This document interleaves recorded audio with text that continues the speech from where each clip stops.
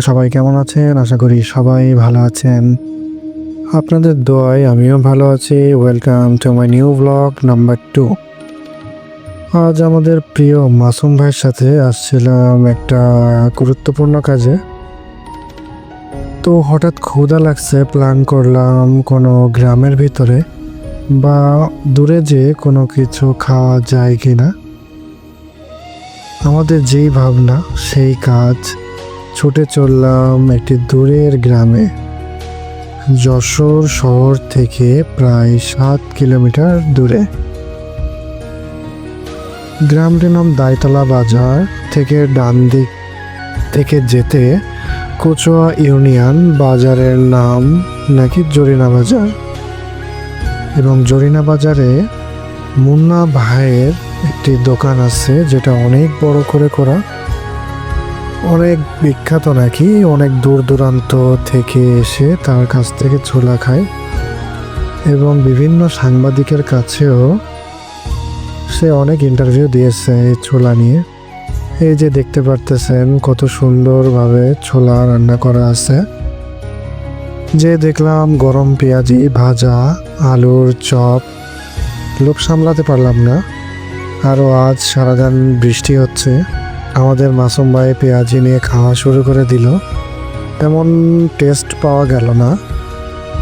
পরে এখনকার আলুর চপ ট্রাই করলাম। হ্যাঁ, আলুর চপটা অনেক মজা ছিল।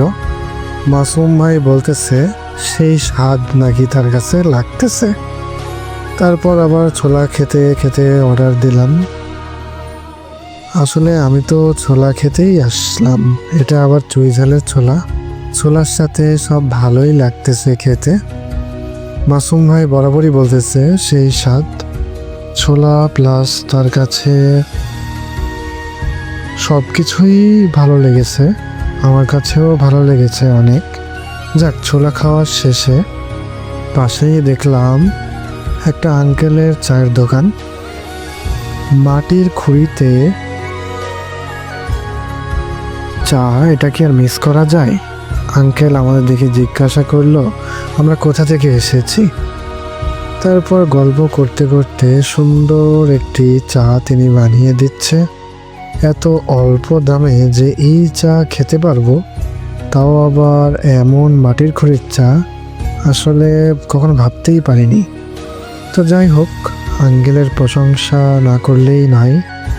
তারপর আঙ্কেল মাটির খুঁড়িটি ভালোভাবে পরিষ্কার করে আগুনের তাপ দিয়ে পুড়িয়ে তার ভিতর চা ঢেলে আমাদের দিচ্ছে। তো মাসুম ভাই বলল যে চাটা অনেক ভালো হবে, সবাই দূর দূরান্ত থেকে এসে এখান থেকে চা খায়। আজকে বৃষ্টির দিনে তেমন কোনো কাস্টমার নাই, তাই আঙ্কেলটিও রিল্যাক্সে তার কাজটি করতেছে। তো আমরাও বললাম যে আপনি ধীরে ধীরেই তৈরি করেন, সমস্যা নাই, আমাদের হাতে সময় আছে। আঙ্কেল গরম হওয়া চার খুঁড়িতে চা ঢালতেছে, আর চা বুদবুদ করে মনে হচ্ছে যে বের হয়ে যাবে এমন একটা। তো যাই হোক, তারপর আঙ্কেলটি চা প্রস্তুত করতেছে আমাদের জন্য, আর আমাদের সাথে ভালোই গল্প করতেছে। আমি এবং মাসুম ভাইয়ের সাথে এবং আঙ্কেলের সাথে গল্প করতে করতে চাও রেডি হয়ে যাচ্ছে প্রায়। এদিকে আবার সন্ধ্যা হয়ে এসেছে, আমাদের আবার বাসার দিকে ফিরে যেতে হবে। তারপর যাই হোক, আঙ্কেল চা রেডি করে দিল, আমাদের সামনে দিয়ে গেল। অনেক গরম ছিল, আমি আবার গরম ভালো খেতে পারি না, আস্তে আস্তে খেতে হয় আমার। তো মাসুম ভাই দেখতেছি গরম তার কাছে কিছুই না, সে তো খুব তাড়াতাড়ি চাটা খাচ্ছে, এবং চাটা খুবই মজা ছিল।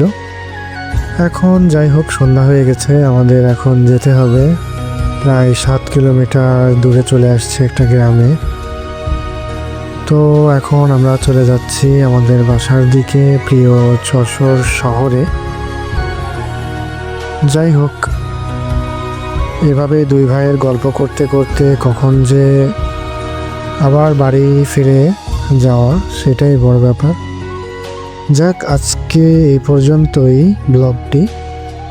সবাই ভালো থাকবেন, সুস্থ থাকবেন। আল্লাহ হাফেজ।